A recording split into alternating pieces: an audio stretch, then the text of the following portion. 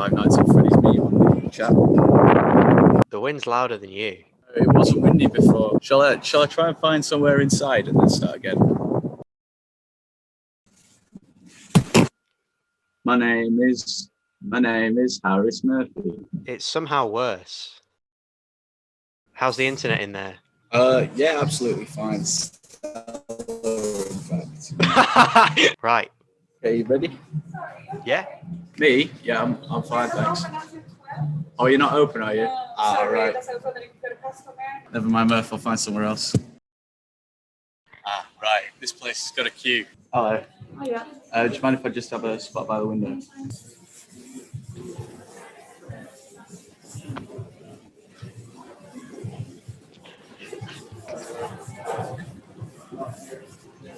Hello. He's really, really rad. He met Proop's dad. You'll know him from Greece. He was in Norfolk. Morrison's in Norfolk this week, guys. Allegedly. It's Proop and Murph's Travoltathon. Shit. So we've just watched The Taking of Pelham 1, 2, 3. This is a film that you'd seen the original version of. It's a remake, isn't it? Mm-hmm. I enjoyed it. I thought it was pretty decent, really. It's not bad. It's sort of average. It's kind of like a train heist kind of movie. Like on the underground tram, the subway, if you will. John Travolta and his gang of thugs take over this tram. Walter Garber's there in his office and he's like, hold on. The bleep bloop computer's telling me something's not right. And then he ends up being the guy who's on the phone to Travolta. And the film is primarily about them two talking to each other because Travolta will not speak to the negotiator from the police. He'll only speak to Walter Garber. Travolta's got all these hostages. And he's like, if you don't give us $10 million from the mayor's office in the next hour, we're going to kill a hostage every minute. The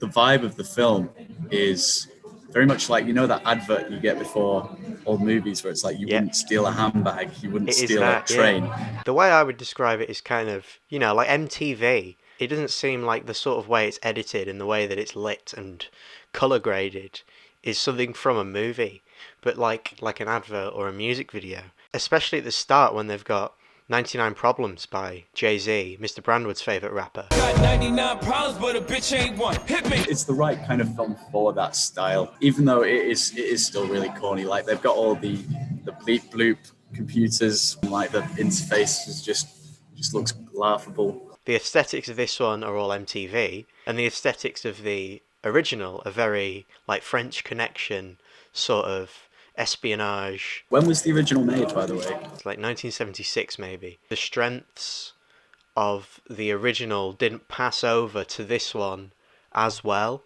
but then this one also kind of had other stuff that wasn't in the original that worked well. I would say the main reason that the story works is because of the conversations between John Travolta's character and Garber, and a lot of the original is sort of them trying to figure each other out. But then on this one, John Travolta's talking about looking at a dog's bumhole. So this dog, out of nowhere, just lifts its hind legs up and just takes a shit. So yeah, that whole anecdote was pretty weird. Was it a metaphor? I have no idea if it was a metaphor for something. I think it was really just kind of supposed to be showing what this character would talk about. There's a whole bit about pee and poo shyness, which seemed to be like a theme throughout the film, being too shy to pee or poo in front of people. Like there's this guy who needs a wee, and Travolta says you can just pee outside of the train, but he doesn't. And then it's revealed that Travolta, he tells this whole story about how a dog shat on him once, and then that's what helps him overcome his poo shyness in prison. He drops a lot of motherfuckers in this. I'm gonna fuck you in the ass, motherfucker. Jehovah's Witness. They all just seemed pretty nonchalant, as you said. They're all just kind of sat in a train like, oh, excuse me, do you mind if I go for a piss? The mother never really seemed to like comfort her son or anything. The only things we saw of the son were like close-up shots of him just looking like no reaction whatsoever, or pissing. And then there's that large man who was like ex-Marines or something, The woman Was says it to him, ex-Marines or was it like a gang thing? Because he had that ring, and she was like, don't know "Oh, what it have you meant. got a gun?" And then he's like, "Is that because I'm black?" And then you've got that guy on a video chat to his girlfriend. I really hated, like, both of them, because she was being really annoying, like, "Oh, I love you," and then the boyfriend refused to say "I love you" back. He was like, "Shut up, bitch! I'm in a hostage situation." I think they were supposed to be annoying characters, but it's just a shame that he wasn't one of the hostages to get shot. Yeah, I mean, honestly, who FaceTimes in public? Who does a Zoom call in public? That's such an annoying thing to do. And yeah, but also, she was. They were doing a sex FaceTime as well. It's the whole classic scene where she's like this, and then it cuts out, and then like a big pop-up says BT Wi-Fi hub, get the new BT Wi-Fi hub. I don't understand how he had any connection on a train in the 90s before the invention of mobile data. This ain't On the a laptop. 90s. This is 2009. Is it 2009? Christ, Yeah. I thought this was much older. That exists in order to get the footage from inside the train, like on the news and shit, so everyone knows what's going on. They sort of both end up with footage of what's going on the other side.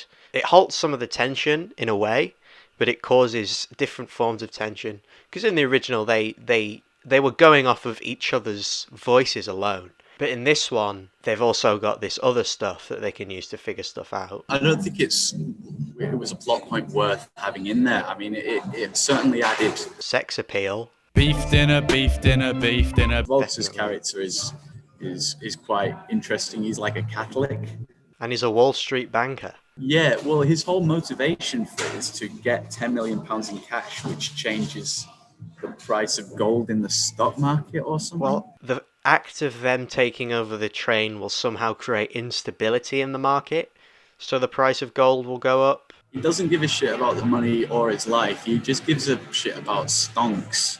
He's a bit of a. I don't know. I'm not too big into stocks, so I didn't really understand how that works. He was clearly a smart cookie. He knew what he was doing, but at the same time, completely unhinged. And that made him a very interesting character. He'd make a good Joker, I think. There was a few Yeah, snipers. there was that sniper who killed the guy with the bandage on his nose. I like the scene where the rat bites his cock, and that's what makes him shoot it. I don't know remember why. that. A rat crawls up his trouser leg, and he shoots him. He's like, damn, I got bit by a rat. The hostage negotiator guy, who's played by John Turturro, who's usually quite good.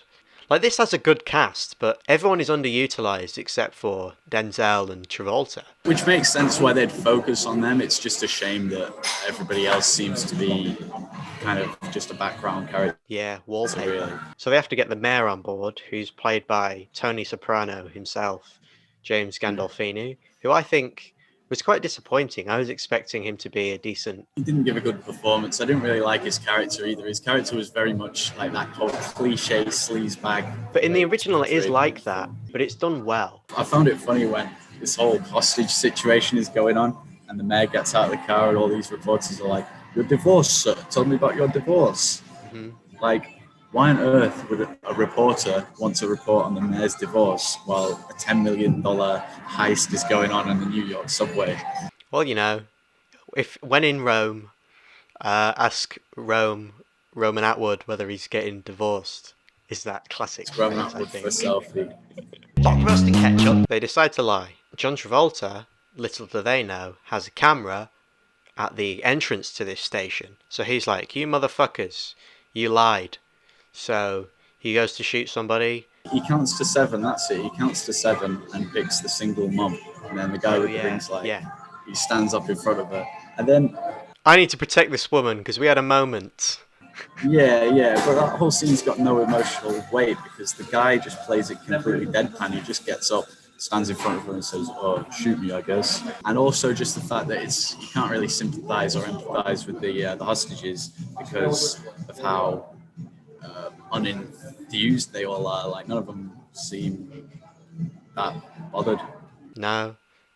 Oh, I guess we're in a hostage situation, I guess. It's because they're all on their bloody phones. It's all them bloody millennials and them bloody Gen Zs. They're on their TikToks and their bloody Instagrams, bloody Skyping boobs and shit. And there's also no tension in those scenes, because you know John Travolta's going to do it. it sort of has all the suspense strings playing, and is he going to shoot the guy? Is he going to shoot the guy? Of course he's going to shoot the guy. And there's another interesting spin on the story, which isn't in the original, which is that Denzel Washington is under investigation for taking a bribe, which I thought was interesting because I thought that he was innocent and it was just something that they were using to sort of cause suspicion that Denzel Washington might be somehow part of this operation. The way Travolta's, it's all a game. He just wants to, he singles out this guy just to fuck with him, and that's a great scene. The way that he makes him reveal his like most personal secret that could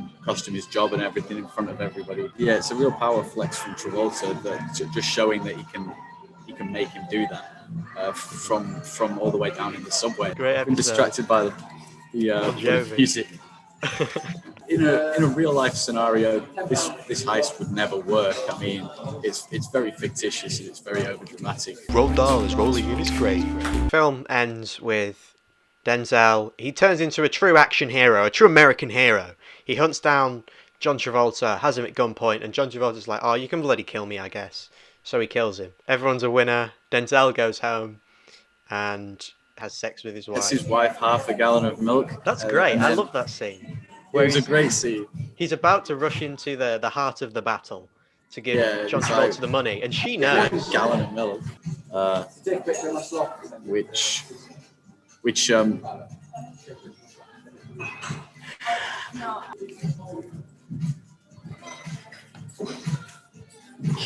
can't bloody concentrate while you. Never mind. Heaven to Betsy. So the opening credits of this movie, the Jay-Z 99 Problems montage, is them taking over the train. It's only like 4 or 5 minutes. But in the original, that is a bit more time. It's like 15-20 minutes long of them taking over the train. And it does go into a bit more of why strategically it's a good idea for them to do that. And the actual thugs themselves, they're not thugs. None of the people on the train who are hijacking it really want to kill that much, except this one guy who's super bloodthirsty. The undercover guy as well, the undercover cop, who in this one, like 20 minutes in, is just like, "Guys, I'm an undercover cop." He gets like his badge and then gets shot immediately. Whereas in the original, it's sort of, one of the guys is like, "Oh, on these trains, they usually have someone who's undercover for things like this." And the guy doesn't reveal himself until near the end. Like one of them says, "Maybe it's a lady cop." And then one of them's like, "Oh, we don't have to bloody worry if it's a lady cop. Bloody women, am I right?" There's a bit where Garber's showing these Japanese guys around his place of work. And they don't speak any English. So he's like, "Oh, you Japanese bastards, here's the bloody washroom. Foreign swines, have a look at our big wall."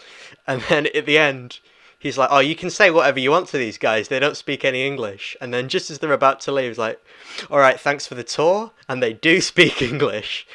Good joke. Yeah, I think from what you've explained about the previous plot, I mean, it seems like they've really missed the mark in certain areas. The film does do a really good job with the whole Garber and Travolta, I can't remember his name, that whole thing, and it is still engaging. It's a decent modernization. I use modernization in air quotes because it also doesn't seem like it was made in 2009. You thought it was a 90s movie. But if you were to watch one of the two, I would say watch the original. Yeah, I mean, despite all its flaws, I still did find it a pretty enjoyable watch. I wasn't bored at any points. I'd probably give this one a 7, I think. I would probably give this one a 6, and I'd give the original a 7. What are we going to give Travolta? I think I'm going to give him about £3.50 for this one. That's Hold 7 on, heads. Bruce. We need to negotiate whether we're going to give him the money or not, because we don't negotiate with Travolta's. We're just going to increase the stock market of gold. Hopefully that'll do you. Yeah. I'll tell you what, I'll stick all my Travolta heads in Dogecoin for you. Next time, Kane Calavering wants to watch In Paris with Love and be a guest on the show. All right, well, I've been Ethan Brooks. He's been Mike Pence. That's rude. I'm telling Miss. Travolta, you make me hungry. Travolta.